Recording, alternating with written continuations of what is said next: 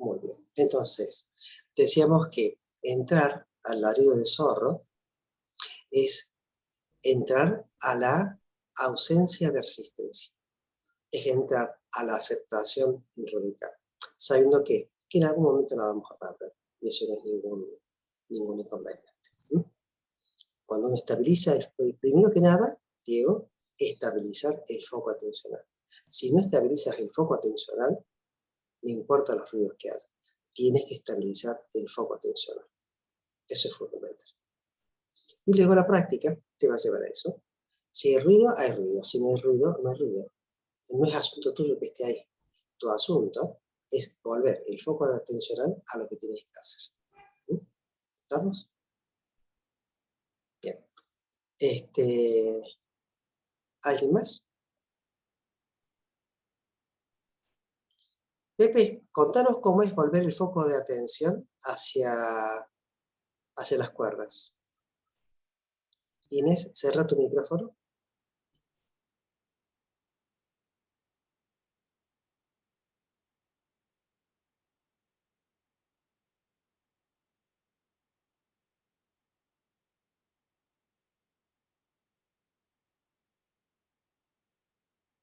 Tienes que abrir el micrófono, Pepe.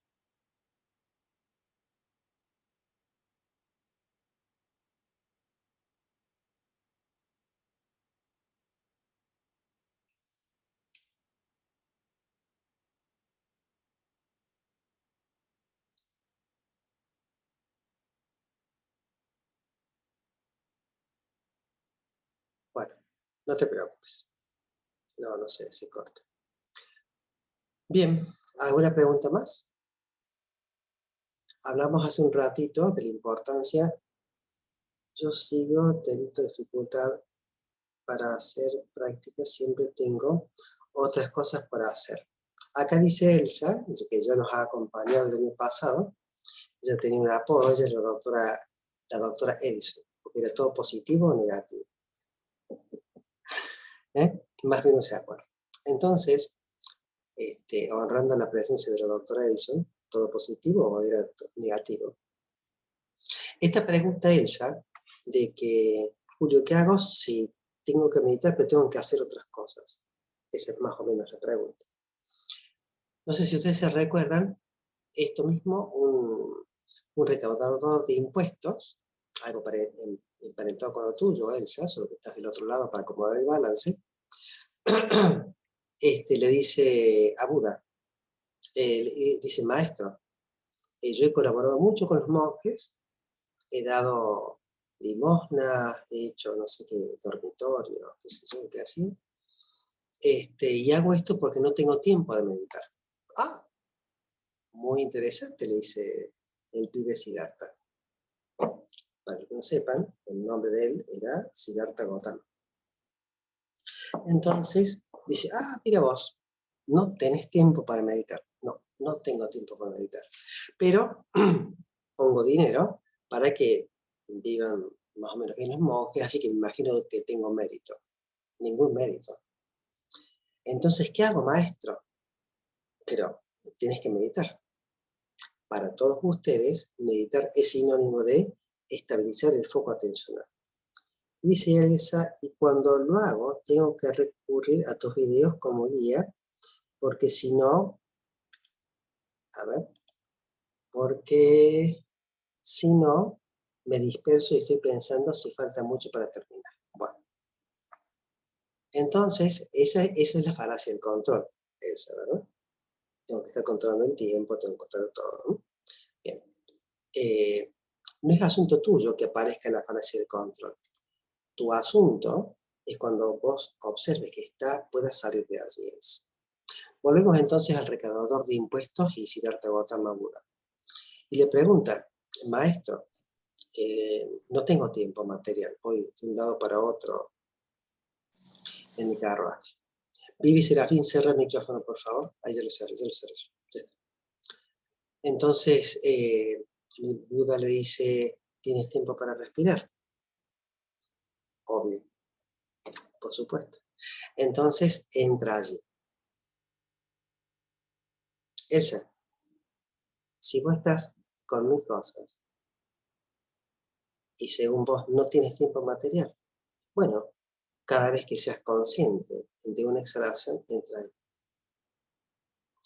Una cosa que es importante, y ahora de paso le explicamos, quizás haya gente que allí que esté escuchando, para que sucedan los cambios en mindfulness, para que sucedan los cambios a nivel de neuronas, en cuanto a la morfología, en cuanto al tamaño, en cuanto al número de neuronas, no es tan importante la práctica formal como la informal en sí.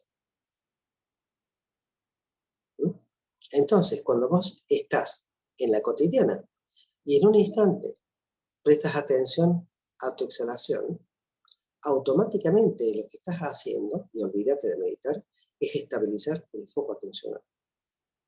Y estabilizar el foco atencional es el mordiente, el abono, para que justamente se generen los cambios neuronales.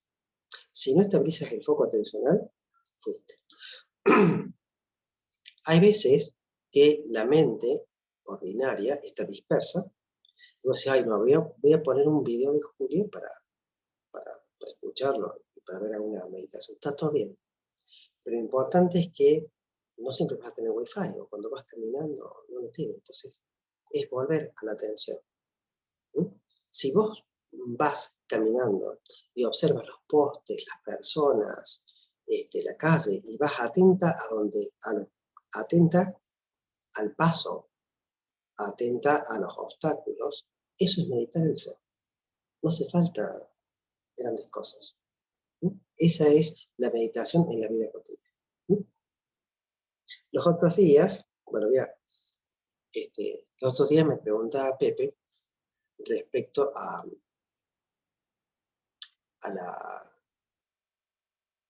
meditar en la vida cotidiana, ¿no?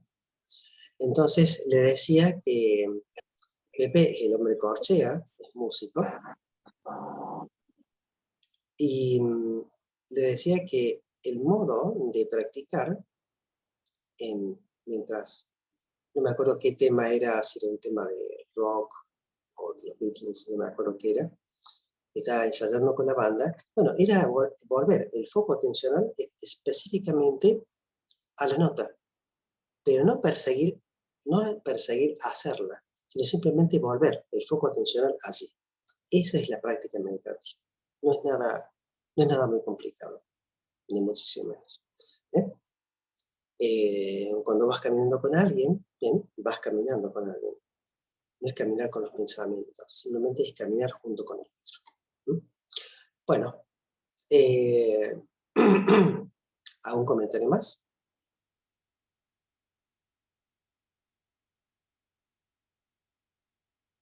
Lo peor es que les pregunte, ¿cómo les fue con los videos? Alicia, contame, ¿cómo te fue? Luis.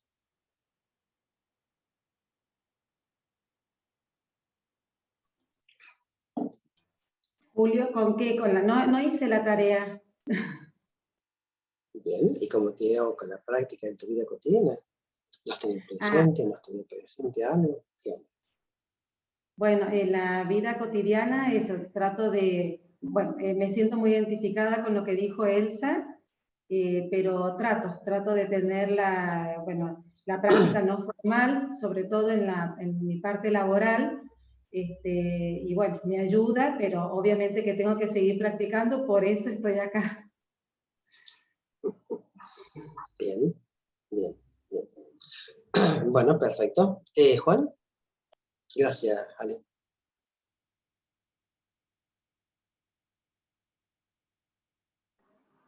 ¿Cuál Juan Julio? ¿Vos? Tal cual. No.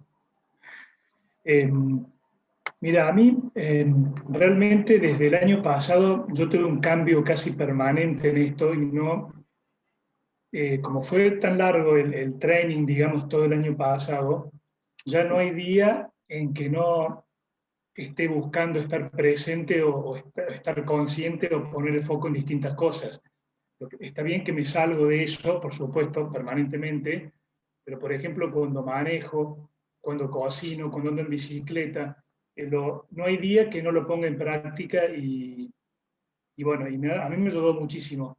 Por supuesto que siempre entro y salgo del tema, pero ya lo tengo incorporado y todos los días tengo momentos en que lo busco en situaciones cotidianas y sí me doy cuenta que evita la tormenta el bombardeo de pensamientos cuando lo hago, la actividad que fuere. Todos se calman. Eso realmente me produjo un cambio, sí. Y es como ya un hábito que tengo, ¿no? Por más que me salga por ahí, como te digo. Bien. Gracias, Juan. Maya, ¿quieres contarnos cómo fue, de qué te diste cuenta estos días? ¿Qué tienen que ver los hábitos cognitivos con los síntomas? Bueno, lo que yo me he dado cuenta es que los hábitos cognitivos, bueno, primero vienen como pensamientos automáticos, no son voluntarios y lamentablemente no somos conscientes de eso hasta que entramos en uno de estos talleres o estamos en terapia. Y cuando logramos, digamos, conocer esto, nos damos cuenta de que los hábitos, estos cognitivos que tenemos, de pensar polarizadamente, todo o nada, nunca, siempre, son los que perpetúan el síntoma, ¿no? Entonces, ahora yo lo que estoy haciendo es tratando de recordar, poniendo en distintos lugares de la casa, justamente un ojo a estos hábitos que son los que activan esas reglas cognitivas que tenemos para ser consciente de esto y nuevamente estabilizar el foco de la atención en lo que estoy haciendo en ese momento y no entrar en rumiación. Maya, ¿cuáles son las reglas que has detectado más comunes?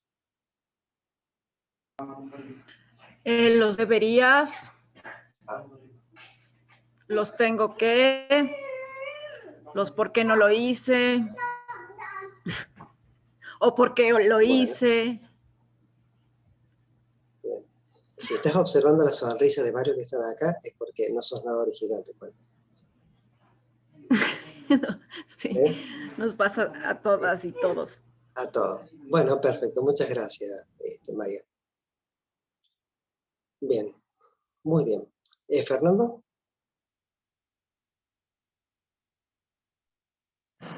Hola a todos. Bueno, perdón por llegar tarde, pero se me complicó en el trabajo. Entiendo que están hablando, bueno, de la práctica cotidiana. Yo la verdad que, bueno, ya, también en estos tiempos, en los últimos 2 años más sabiendo que todo el tiempo me estoy yendo, pero tengo muy presente, sobre todo, creo que me costó y me sigue costando bastante no caer en la falacia de las categorías. Y cuando me doy cuenta que estoy ahí, la verdad, demoro menos tiempo en darme cuenta que estoy en ese lugar y poder salir. Eso en la vida cotidiana me ayudó bastante porque, bueno, habitualmente me quedaba, antes de empezar los talleres, uno se quedaba atascado en ese lugar. Así que en la práctica cotidiana, la verdad que eso me ayudó mucho, no solamente en la práctica laboral, o en la fase laboral, mejor dicho, que era por donde más sentía yo, sino que me di cuenta que eso lo aplicaba, caía en todos lados con mí. Así que bueno, eso me ayudó bastante y también el hecho de mantenerme, no hay día que no haga aunque sea los 3 minutos compasivos, o sea, aparte de la práctica de la vida cotidiana, trato de mantener una continuidad en la práctica formal que también me ayuda, noto que me ayuda mucho. Perfecto. Gracias, Fer. Ana María, contanos, desde tu experiencia clínica como psicóloga, si para uno sentirse bien, debe dejar de estar incómodo.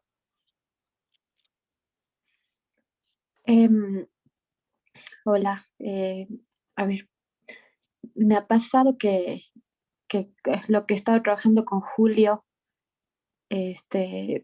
privadamente, digamos, es que a mí me cuesta mucho poner límites y siempre a veces accedo a cosas que no me gustan por agradar al otro. Y creo que desde mi práctica me ha servido mucho entender que hay que pasar la incomodidad para poder estar bien después, para poder alcanzar lo que queremos, para poder tener paz. Creo que tenemos muchas veces que pasar por la incomodidad y por no agradar, porque necesitamos primero tener compasión. La compasión que es primero preocuparnos por nosotros, ¿no?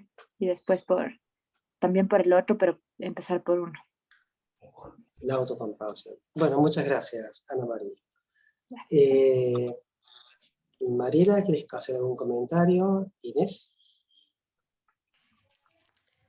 No, yo coincido con lo que dijeron los chicos de que al haber sido tan intensivo el trabajo del año pasado, es como que ya se hace hábito, más el trabajar con vos, Julio, en forma privada. Y lo que estoy notando, además de los beneficios de trabajar con el tema de las falacias de las categorías como Fernando, es que estoy haciendo un poquito de transmisión de lo que nos enseñaste en estos primeros días de ambientación en la docencia, y noto cómo los chicos cambian la actitud frente a la cosa, a plantearles las cosas de manera diferente y amorosa y compasiva. Y después oí en un comentario entre profesores, contaban cómo se habían portado un mismo curso que estuvo conmigo, y que conmigo fue maravilloso. y estábamos hablando de estos temas que vos que tratamos con vos, obviamente, en una escala bastante reducida, pero como para plantearles las cosas desde otro punto, y la verdad que es muy reconfortante ver que se puede revertir esta cuestión de lo difícil que conoces, que en mi caso de haber cambiado de actividad radicalmente y que me costaba mucho, tenía mucha resistencia a eso, y ahora fluye. Excelente, gracias Mariela. A vos. Yo les contaba por privado hace un par de semanas a un par de ustedes. Este año vamos a hablar sobre mindfulness y educación. Mindfulness, no el learning en cuanto al aprendizaje de la gente que se está formando en esto, sino con respecto a los chicos. Y una de las cosas que con respecto, se hizo un trabajo comparativo con respecto al rendimiento escolar, y el rendimiento escolar era directamente proporcional, Mariela, para que lo comentes a tus compañeros. El rendimiento escolar era directamente proporcional a cuán seguro era el docente a la hora de dar clase. El rendimiento escolar caía muchísimo cuando en las escalas, por ejemplo, de Kristin Neff, de compasión y autocompasión y de seguridad, de autopercepción de seguridad, tenía una escala muy baja, era muy bajo el rendimiento escolar de los chicos con ese docente. Los docentes que tenían una escala más alta de self-confidence, ¿no? de autoconfianza, los chicos rendían más. Entonces se ven cómo aparecen otras variables que no tienen que ver con el lugar donde se imparte la clase, el estrato social de donde proviene la criatura, si tiene más o menos recursos tecnológicos, sino tiene mucho que ver con la impronta del docente y la autopercepción que tiene el docente como de compasión y autocompasión, de autovalía. Queda, ¿verdad? Así que son variables nuevas que se van aportando al mundo docente desde Mindful desde mindfulness. Más adelante vamos a ver, cuando veamos educación y la impronta de mindfulness, que en algunos trabajos que se hicieron en Chile, en particular, vamos a ver los slides o las imágenes, los chiquitos con electroencefalogramas que se les hace mientras se los estimula en la PC con distintos test que se hacen, y cuál es estamos hablando de escuelas marginales en Santiago de Chile, urbanos marginales, y cómo la violencia en el aula fue cambiando, se van a escuchar ustedes los audios de los chicos, a partir de la enseñanza de mindfulness en la escuela, y fundamentalmente a los docentes. Es muy importante la formación del docente, que ese docente no entienda esto que es solamente un taller nada más, sino que esto forma parte de un derrotero para la vida. Si el docente no lo entiende así, va a pasar como pasa en Inglaterra, que las horas de mindfulness que tienen los chicos en la escuela la utilizan para hacer deberes, porque no saben qué hacer en esa hora. Así de lo cuesta la cosa, ¿no? Bueno, vale, contame cómo te ha ido. Hola, ¿cómo están? Me va bien, sin lugar a dudas que los compañeros van poniendo en palabras lo que nos pasa a todos, mayor o menor medida. Cuando le escuchaba a Ana María de los límites, era como que me resonaba y me recordaba a lo que también me sucede a diario. Y creo lo que puedo aportar es que para mí, básicamente, lo que me ayuda mucho es observar tanto el pensamiento como la emoción, observar la conducta del otro, la mía, observar sin juzgar.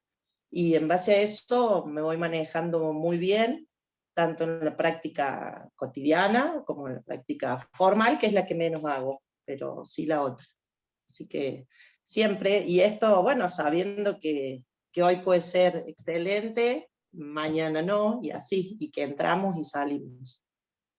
Pero ese es mi aporte. Gracias, vale. Clau. De nada.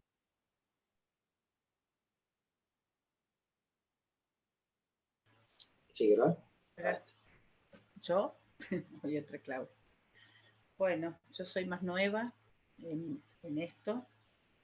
Empecé con Julio en diciembre y la verdad que aprendiendo mucho, trabajando desde los videos, trabajando desde el foco atencional, que necesito estabilizar a full, y con lo cual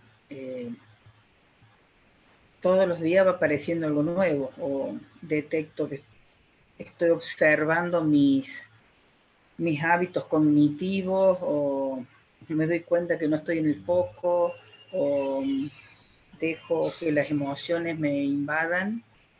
Entonces, sí he encontrado una cotidianeidad, por lo menos para ir instalando algo que hacía falta. Y bueno, voy haciendo el trabajo con Julio, y un poco este taller, otro taller que me pasa él y sus trabajos. La verdad que fundamentalmente que es muy didáctico, es muy claro y práctico. Y sobre todo comprender que dónde están los pensamientos y dónde está la emoción. Nos ubica en el entender a los que creo que nos pasa un poco todos acá sobre el sufrir o el miedo o la inseguridad. Así que, bueno, me falta mucho, pero voy en camino, que eso es lo que me siento bien. Así que gracias, y gracias por compartir los otros. Bueno, gracias, Claudia. Graciela Sarini. Buenas tardes a todos. Bueno, yo también, como muchos, vengo practicando desde el año pasado y he podido incorporarlo como hábito, hasta cuando no logro hacer la práctica completamente, o sea, si no logro establecer, digamos, ese foco atencional en un punto. Aún así, es como que lo dejo, aprendí como a dejarlo ser. Hasta en otros momentos en que me asombró poder sentir mi propia existencia sin ningún aditamento en la mente de nada, como algo que existe de siempre y nada más, en un instante. Entonces es como que uno va aprendiendo a convivir con lo nuevo que puede aprender en una práctica o lo no logrado en ese momento, sino que es como parte de lo mismo. Bien, dame algún ejemplo en particular. Un ejemplo, no escuché bien. Un ejemplo, algo más concreto. El ejemplo es, por ejemplo, si una mañana, yo todas las mañanas cuando inicio el día hago la práctica de los 3 minutos. Y hay días que a lo mejor no logro en la práctica de los 3 minutos conformar un pensamiento de gratitud. Sin embargo, lo tomo como que no es una frustración de la práctica, sino que es como una normalidad y una alimentación de la determinación de que al día siguiente los 3 minutos están igual como parte de la vida, como que la vida es así también. En cuanto al ejemplo de un logro, esto sería cuando no lo logro, digamos, a un logro cuando he logrado la profundidad en el foco atencional de la respiración, de la inspiración y de la exhalación, y al final de la exhalación, en ese silencio, sentir como que es solamente la existencia lo que hay, ningún pensamiento, ningún sentimiento, ninguna sensación corporal, a lo que sea segundos, que lograron hacer como un asombro. Bien, eso que está diciendo Graciela, hoy estoy buscando el PowerPoint. Lo que dice Graciela es entrar allí. Entrar a la vida del zorro es entrar allí. La observación permite acceder a lo que se llama la conciencia madre. Es entrar al espacio que hay entre pensamiento y pensamientos. Entro allí. Y simplemente accedo a esto. Cuando no hay pensamientos, emociones o sensaciones corporales obstaculizando el ingreso, se dice que la conciencia, que la mente, ha hecho así. La mente y los integrantes de la mente. Ya sabemos que los integrantes de la mente es el papá, el ego o estructura infantil, la mamá, la ignorancia, y los hijos, los mellicitos, el apego, el varón y la aversión de ignorancia. Cuando uno puede hacer esto, aparece esa transparencia, Graciela, de la cual vos hablas. Y a esto le agregaría que, bueno, siguiendo los consejos tuyos, Julio, ¿no? Cuando uno recuerda de que eso que yo sentí, le llamé logro, entonces es como que hay que soltarlo como algo que existió y no sentirlo como un éxito de la práctica, digamos. Exactamente. El éxito, por decirlo de algún modo, consiste en observar. Aún observar que no estoy haciendo, ya eso es la práctica. Acuérdense que la práctica, en japonés hay una palabra que se llama mu shotoku. Mu significa sin, shotoku, provecho. Mu shotoku, sin provecho. La práctica es sin provecho. No busco ni para iluminarme, nada. Simplemente practico. Por supuesto que luego los paramitas, las virtudes van a surgir de allí. Ese es el punto. Muchas gracias, Grace. Inés, Bueno, ¿quieres gracias. contarnos algo?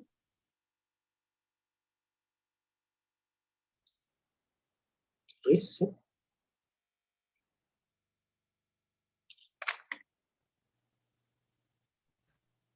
Hola, hola, buenas tardes. Bueno, un poco escuchando lo que cada uno ha compartido, creo, bueno, identificada en eso, en cada uno de los relatos. Lo personal, creo que hay cosas que han sido muy importantes, conceptos desde el año pasado que venimos en esto aprendiendo, y me parece que el tema de los pensamientos, que son paquete de datos, para mí fue como algo muy, como wow, decir, no somos esos pensamientos, empezar a internalizarlo, en lo personal fue como importante. Y después el desafío de todos los días de la práctica informal, que es la de estabilizar este famoso foco de la atención, y que pareciera ser que uno venía como en un piloto automático, y esto nos mueve todas las estanterías y nos hace estar más presentes y conscientes de cada momento. Poder empezar a identificar también las emociones, esto que la práctica, vos Julio nos decías que antes nos llevaba un poco más de tiempo identificarlas, hoy por ahí podemos empezar a advertirlas y transitarlas, sabiendo que, bueno, tenemos que transitarlas y hola, con los famosos soltarlas. Entonces, es un gran desafío, creo que también en este momento, porque el año pasado, cuando empezamos este curso, por distintas razones, cada uno en la profesión que le tocaba, es como que estuvimos todos muy encerraditos en fase 1, y bueno, era ir aprendiendo todo esto que era nuevo. Y hoy, ya un poco con una vida, o tratando de normalizarla, entre comillas, empezamos a querer desplegar nuestra vida con mayor normalidad. Y creo que es como cuando uno tiene, o al menos en lo personal, un panorama un poquito, cada vez se abrió un poco el juego, de un poco más de libertad, también esto nos abrió a nosotros el espacio de esta práctica. Yo recién venía de caminar, antes de empezar, y por ejemplo, venía eso, tratando de escuchar mi cuerpo, el movimiento de mis brazos, el movimiento de caminar paso a paso. Y digo, bueno, de esto se trata, sabiendo también que muchas veces no lo logro, pero bueno, tenemos que volver. Creo que eso también es lo personal, que uno a veces está acostumbrado, o por educación, o por lo adquirido, por todo esto que hemos adquirido, a decir, bueno, tengo que lograrlo, y es una presión extra. Bueno, sabiendo que a veces lo vamos a lograr y otras veces no. Así que bueno, la verdad que acá estamos para seguir practicando.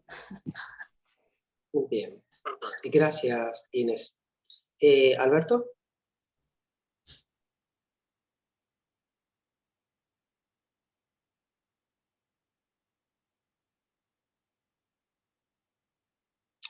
Ok. Esta es la no dualidad, Alberto, así que nos va a acompañar de así, no te preocupes. Bueno, Hugo Javier.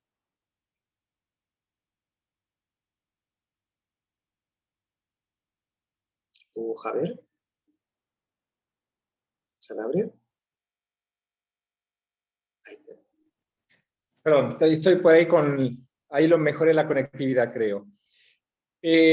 Yo llegué medio tarde, así que escuché los últimos dos relatos. Me imagino que la idea es comentar cómo esto ha impactado nuestras vidas.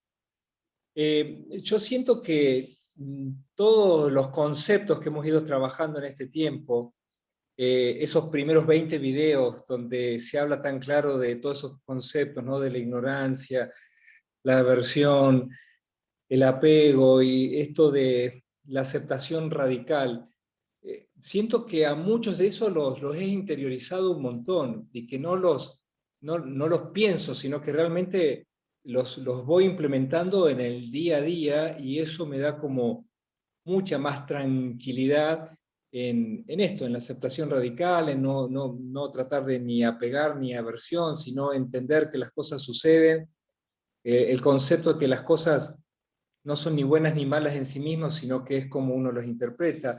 Todo esto me ha ayudado en muchísimos aspectos de la vida. Donde no tengo constancia es en la práctica de la meditación. Definitivamente no tengo constancia. El año pasado sí, tuve mucha práctica, pero ya desde hace unos cuantos meses vengo con una carga de trabajo enorme, y cuando termino, literalmente, termino muy tarde, y o comparto una cena con mi familia o con mi pareja, y ya se hicieron las 12 de la noche. Entonces, pero me doy cuenta que recién escuchaba que ahí alguna compañera decía la práctica a los 3 minutos, y dije, ah, qué pavo, 3 minutos sí tengo. Yo he intentado volver a la práctica a los 20 o 30 minutos, que algún fin de semana o algún momento así, el día especial, sí lo voy haciendo, pero no es la práctica diaria que tenía el año pasado. Pero más allá de no tener esa práctica, sigue como muy presente todo esto en distintos aspectos del día a día. Bien, gracias, Javi. Hace un rato, Javi, Elsa, nos hacía ese comentario. 1000 cosas para hacer, el trabajo, el estudio, ella es contadora. Y yo les recordaba que una vez un recaudador de impuestos le dice a Buda que tampoco tiene tiempo, andaba de un lado para otro juntando la guita. Entonces Siddhartha le dice, pero respiras, me imagino. Obvio. Bueno, entra allí. Entrar allí. Entrar a la respiración, entrar a la exhalación, Pepe, es como un do sostenido. Es simplemente es entrar. Cuando manejo, entro en lo que observo. Nada en particular. Simplemente la mirada está en lo que se llama la monitorización abierta. No hay nada en particular que mirar. Cuando hay algo en particular que mirar, como una víbora, la otra vez que íbamos al campo, nada, vemos la víbora. Y después salimos de ahí y seguimos, y seguimos. No hay nada en particular. Bien, hoy me gustaría que presten atención a lo siguiente. Cuando hablamos de estabilizar el foco atencional, lo que les voy a mostrar es simplemente una primera aproximación a la complejidad del foco de la atención. Si vos lo ves, Javi, parece más bien el ciclo de Krebs. ¿Sí? Todos esos son los componentes del foco atencional. Simplemente lo traigo a colación para que ustedes sepan la complejidad que significa que ustedes puedan abordar eso y hablar y pasar de lo que es meditación a foco atencional, pero es algo totalmente natural. Cuando hablamos de los racimos, ¿se acuerdan que utilizábamos una palabra que es cognofagia? ¿No? Es un fagos, es una apetencia hacia, en este caso, los pensamientos. Pero no se olviden que también hay dos fagos más. Un fagos tiene que ver, se llama motus fagia. Motus fagia. Significa la apetencia hacia las emociones. Y luego hay una sensofagia, una apetencia hacia las sensaciones corporales.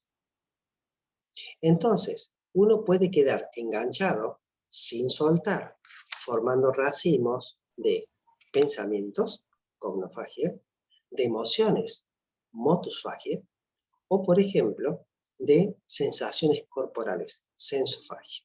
Les voy a poner un ejemplo de sensofagia que es la más fácil de todas. Ah, me pica acá.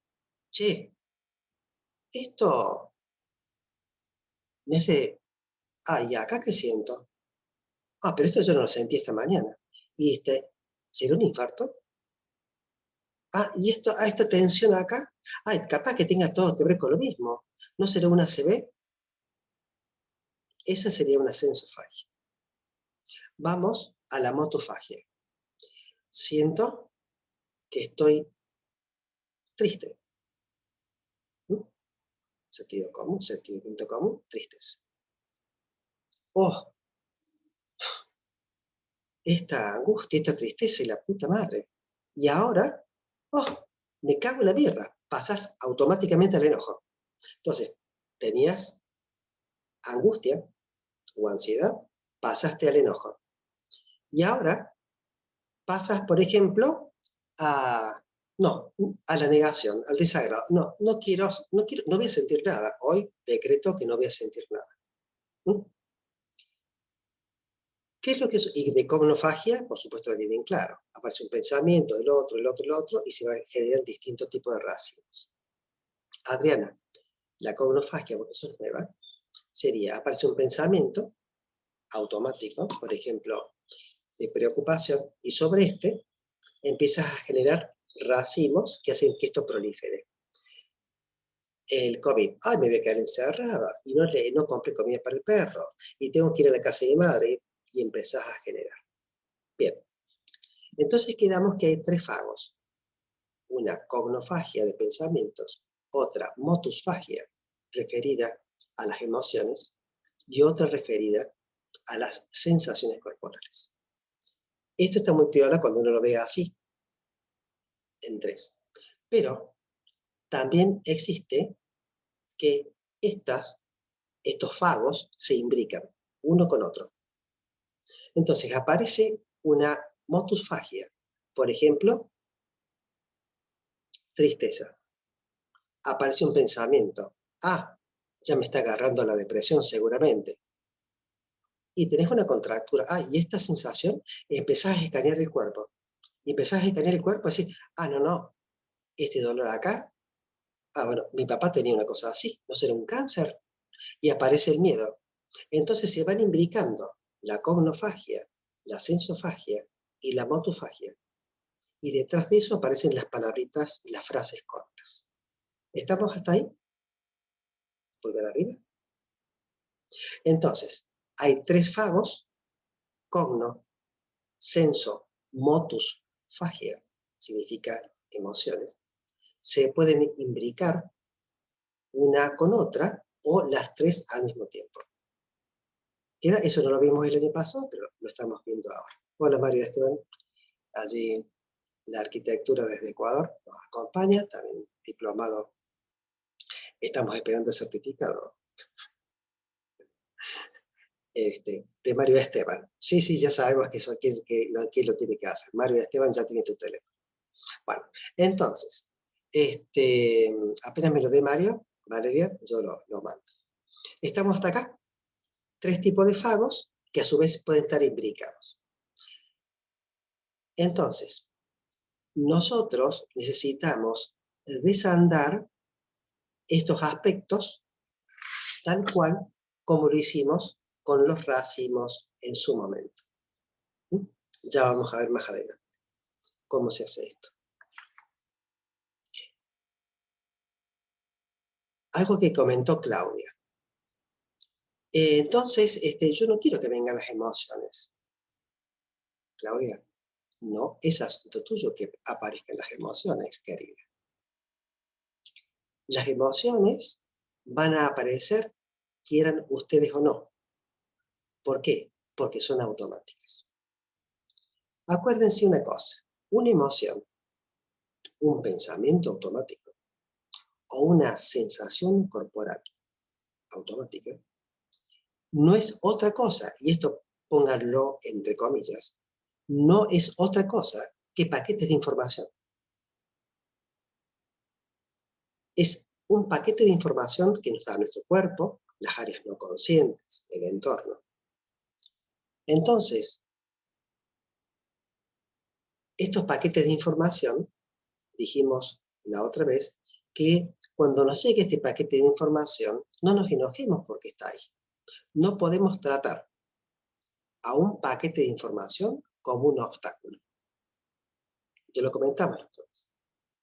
Los obstáculos en la vida cotidiana, en el mundo de lo material y de lo concreto, yo me encuentro con una rama y un tronco, lo retiro y yo voy caminando y eso no va a volver a mí. Yo sigo caminando. ¿Qué es lo que sucede? Extrapolamos esa regla del mundo de lo real y de lo concreto, lo extrapolamos al mundo de lo abstracto y de lo simbólico. Como eso nos ha servido en el camino y sacamos el tronco y sacamos la rama, creemos que esto nos va a servir en el camino de la observación y de la práctica cotidiana. Entonces, aparece un pensamiento y yo digo, bueno, lo saco. No te preocupes, el pensamiento va a volver, porque el pensamiento, como la emoción, como una sensación, no deben ser entendidos como obstáculos, sino como paquetes de información. Después veremos qué hacemos con esa información, pero son solamente paquetes de información.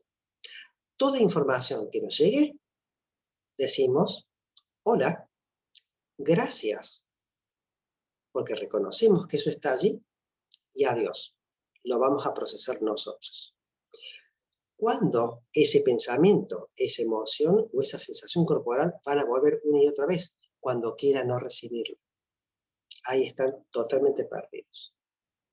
Si yo pretendo no recibir esa información de emoción o de un pensamiento o de una sensación corporal, eso va a volver una y otra vez. Cuando nos llegue y seamos conscientes de que estemos observando eso,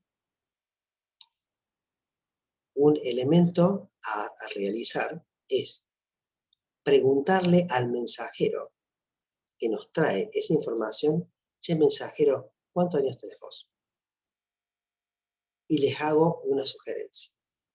Cuando aparezcan pensamientos automáticos o las emociones,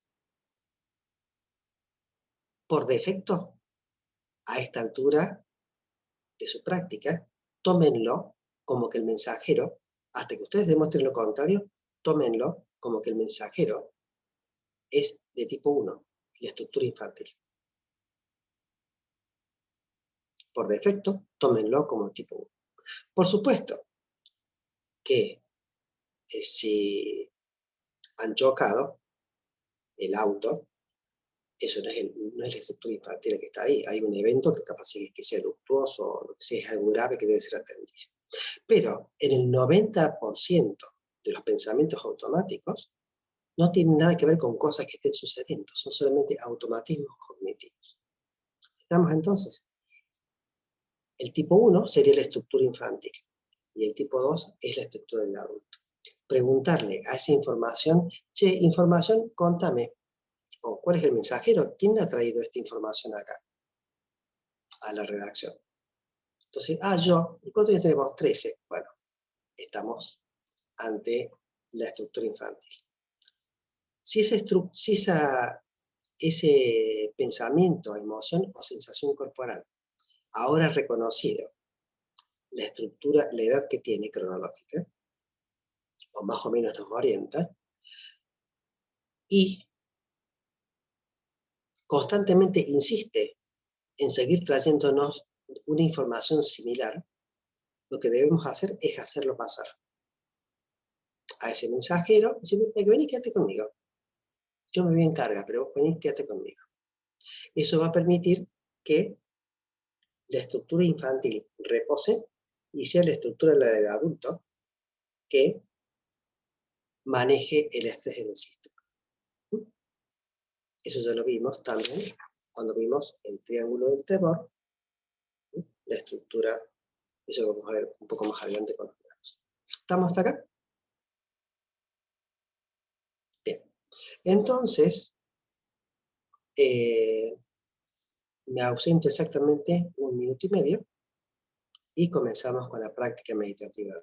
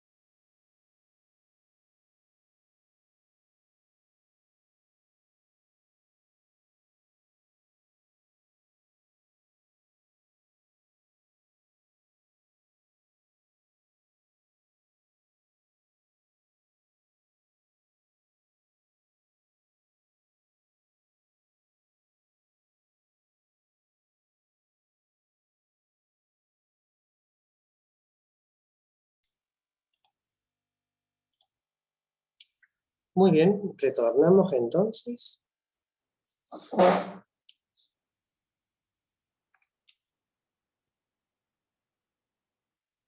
Vamos a comenzar con la práctica, ¿eh? Primero que nada, sobre todo a los nuevos, adoptamos una postura digna. Para los nuevos y los no tan nuevos, les recuerdo que adoptar una postura digna tiene que ver con lo que se llama embodiment. Embodiment. Lo vamos a ver más adelante.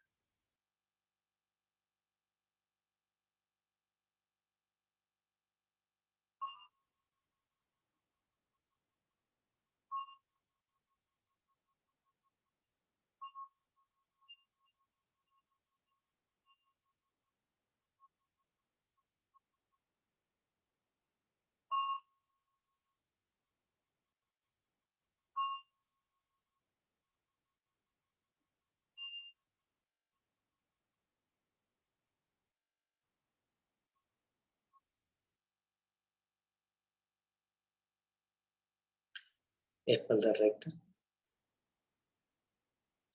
No dejen que la cabeza caiga.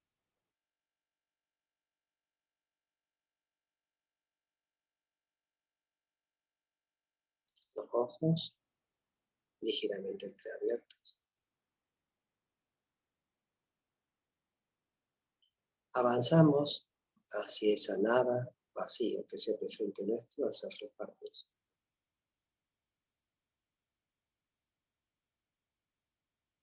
Hacia allí dirigimos el foco de la atención. Hacia ese vacío que se abre frente nuestro al cerrar los párpados.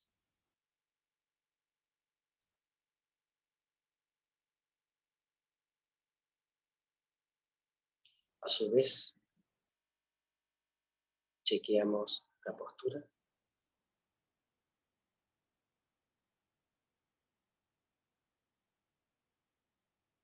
Y anclamos también el foco atencional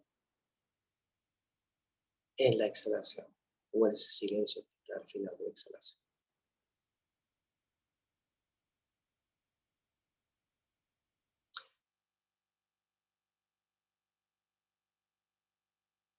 Esto que llamamos meditar es estabilizar el foco atencional.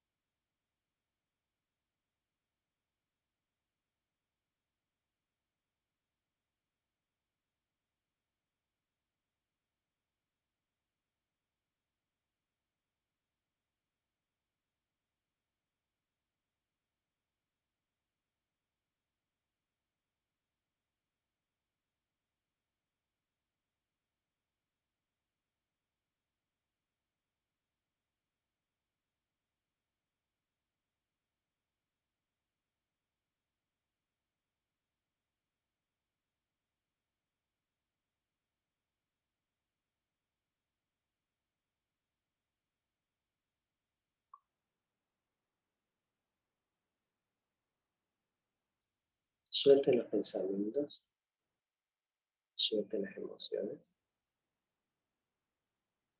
vuelvan el foco de atención hacia la exhalación.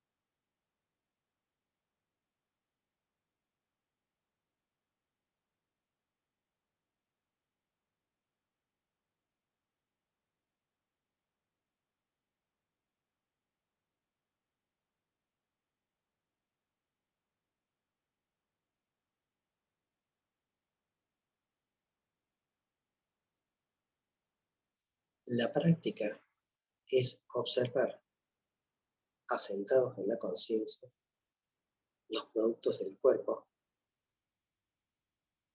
de la mente y del cuerpo-mente. Los productos del cuerpo, las sensaciones corporales, lo que entra por los 5 sentidos. Los productos de la mente, pensamientos, trenes de pensamientos, debería, los por qué, las categorías.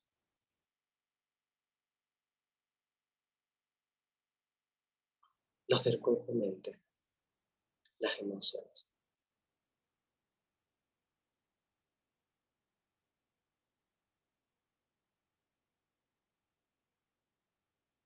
Observar y soltar. ¿Cómo suelto?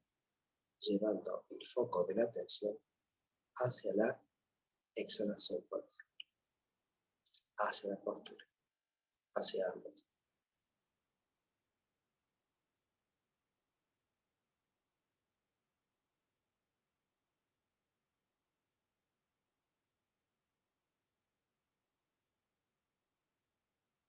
La práctica es observar. Nada tiene que ver con pasarla bien mientras se medita. La práctica es observar.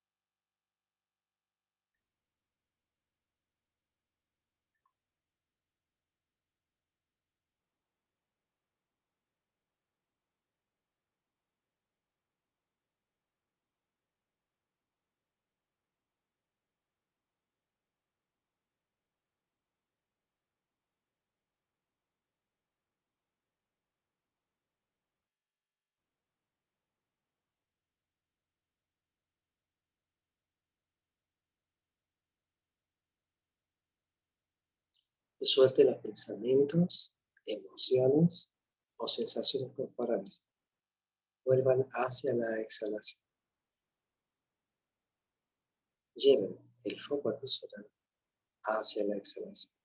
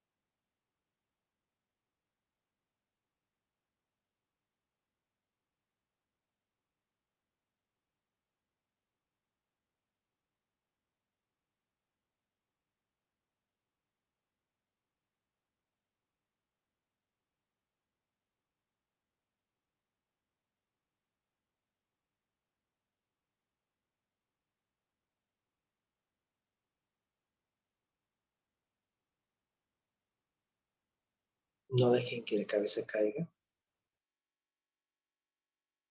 Nunca estirada. Relajen los hombros. Entreabran los párpados. Avancen hacia la exhalación. Observen la postura.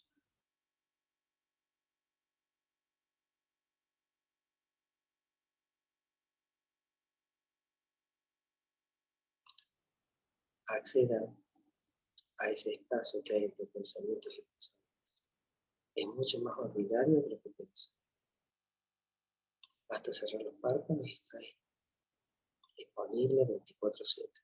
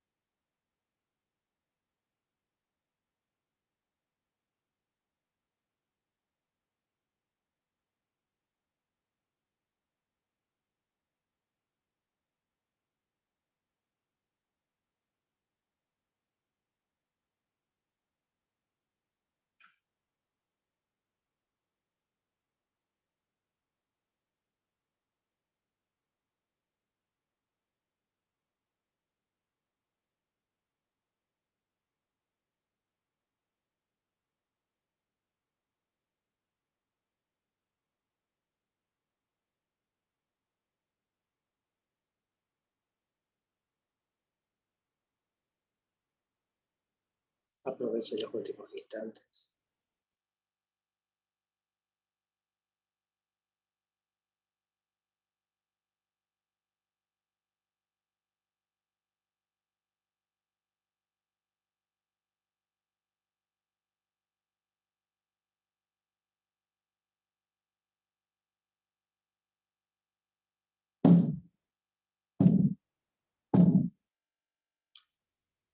Respetuosamente les recuerdo, vida y muerte es algo urgentemente serio. Todo pasa rápidamente a lo lejos y se desvanece la oportunidad de este instante. Que cada uno completamente corte la negligencia y corte la indulgencia y despierte. Atención, que tu vida no pase en vano.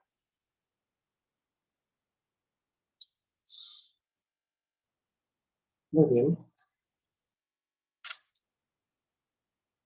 ¿Alguna pregunta o comentario que desee realizar alguien?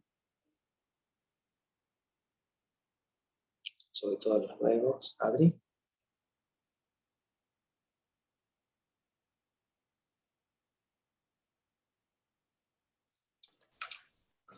Bueno, no específicamente de este espacio de meditación, pero digamos todos los conceptos desde el primer lunes los he sentido y notado sumamente específicos y claros, y bueno, y he podido algunos ponerlos en la práctica, y la verdad que me he dado cuenta cómo me han ayudado a no adelantarme, a no predecir, etc. Más que nada en relación a los vínculos, ¿no? Bueno, eso en general. Y tengo algo así, muy grande, con letras grandes, que estoy muy intrigada de saber. A lo mejor, bueno, lo veremos más adelante.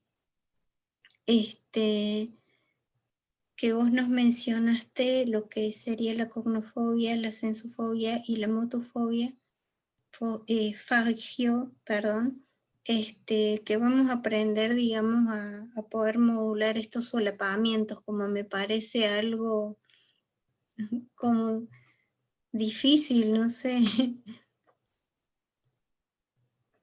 Y bueno, y a su vez interesante. No te preocupes. Todos los que están ahí, que estás viendo, todos lo han logrado. Así que es una cuestión de práctica nada más. Es como andar en bici. Nada más. No es nada muy extra. ¿Sabes? Bien. ¿Algún otro comentario? ¿Pregunta? Bueno, Yo muy bien, quería entonces. preguntar, A ver. Sí, Claudia. porque bueno, has hablado de la meditación de 3 minutos y obviamente nosotros no lo vimos.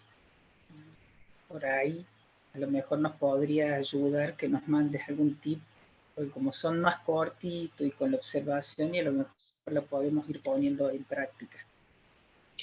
Claudia, en los videos que yo te compartí hoy, ahí está eso.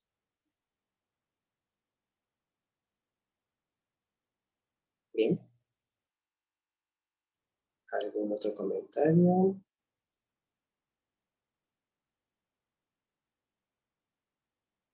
¿Alberto? No, pensé que ibas a decir algo.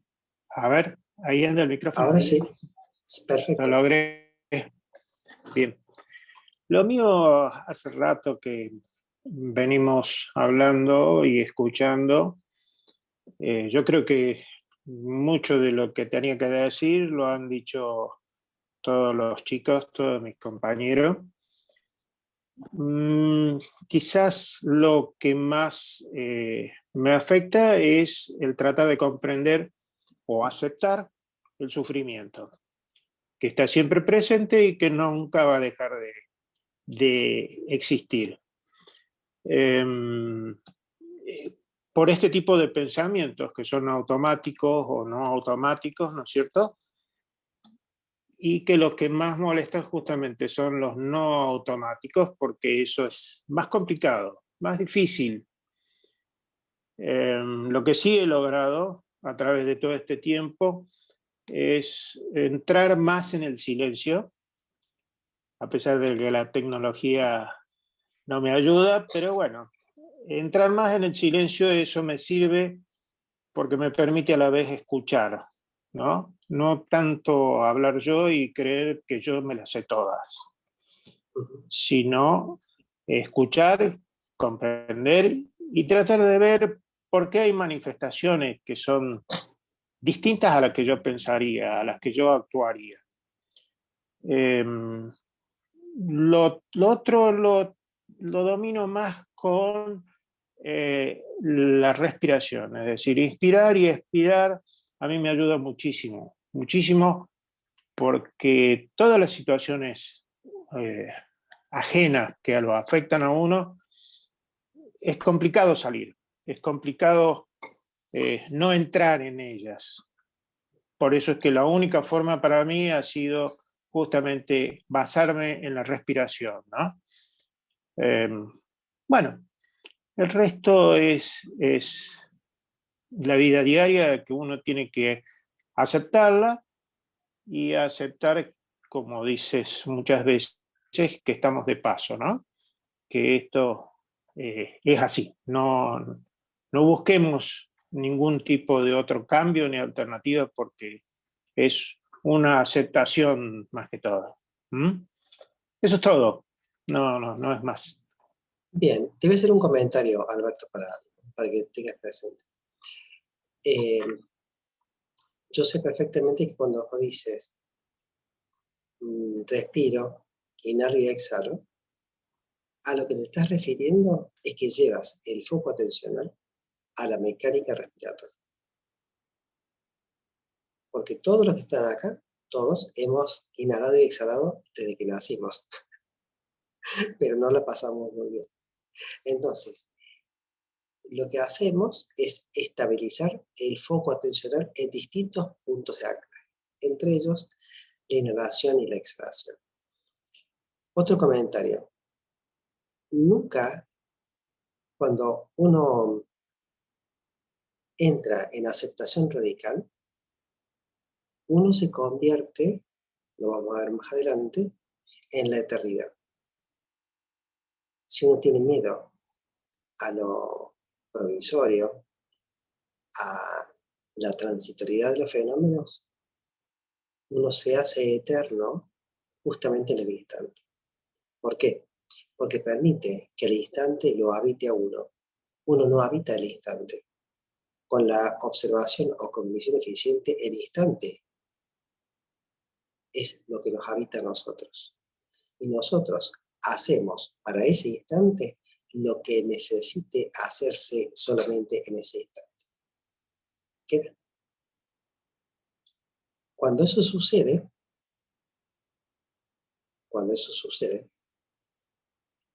uno puede encarnar un presente que es continuo y que cambia de forma. Siempre se habita un presente, solo que es continuo, es un gerundio y cambia de forma.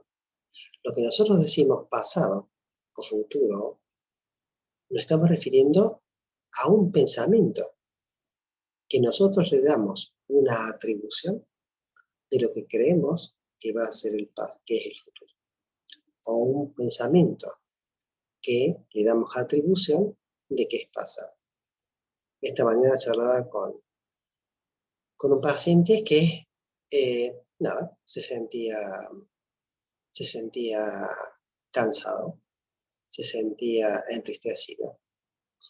Y a ese pensamiento de cansancio, de sensación corporal de cansancio y de estar entristecido, esa emoción, él sobre esa emoción abre, que se llama motus fagia, no fobia, motus fagia, de comer, de fagos, de apetito. Es cognosfagos, motus fago, que son las emociones, y sensofago con respecto a las sensaciones corporales. No fobia, fagos, de devorar. Entonces, esta persona que me contaba esto, sentía cansancio, sentía tristeza. Y fíjense cómo apareció aquí a este senso, a esta sensación percibida de cansancio y de esta emoción que apareció de tristeza. Fíjate vos lo que aparecía Javi. Le daba a eso que aparecía sentido de atribución y ya empezaba una rumiación atribuyéndole a esa tristeza que sentía y a esa sensación de cansancio que la depresión estaba volviendo. Entonces uno se da cuenta cómo el papel, el rol de los hábitos cognitivos, de cómo uno piensa y se piensa en el mundo, genera la perpetuación de los síntomas. ¿Estamos hablando? Entonces uno puede, a partir de allí, tomar distancia y es simplemente, ¿y por qué estaba cansado este hombre? Y porque había salido de joda. Se había chupado todo y estaba hecho percha. ¿Y por qué estaba triste? Porque, sabiendo que iba a estar pésimo, se fue lo mismo. Y dijo, uy, qué tonto que soy. No puedo decir otras malas palabras porque ya mi mujer ya me lo advierte. No puede ser juntamos las palabras. Entonces, esa tristeza y esa sensación y ese malestar, uno, con los pensamientos, le da toda una entidad nosológica, le da toda una entidad casi de patología, y ya cree que la depresión ha vuelto, y simplemente está cansado porque se fue de joda, y está triste porque se dio cuenta de que no tendría que haber vivido. Ese es el punto. ¿Está? ¿Mm? Ese, fíjense ustedes cómo, algo tan sencillo, eso no se lo van a quitar los fármacos, ¿no? Eso se lo va a cambiar una reestructuración cognitiva. Esto que parece tan difícil, Adri, no es tan difícil, ¿sabes? Es mucho más sencillo de lo que uno piensa. Justamente, ¿sabes cuál es el problema, Adri? Pensar. Y acá lo que vamos a hacer es observar, no pensar. Bien, ¿algún comentario más entonces? Bien, nos vemos entonces el lunes que viene. Presten atención entonces a esto que han anotado. Cognofagos, sensofagos, motus fago, y cómo estos fagos a su vez se imbrican y generan estos diálogos internos y este monstruo de pensamientos, sensaciones y emociones. Un cordial saludo a todos. Muy buena semana.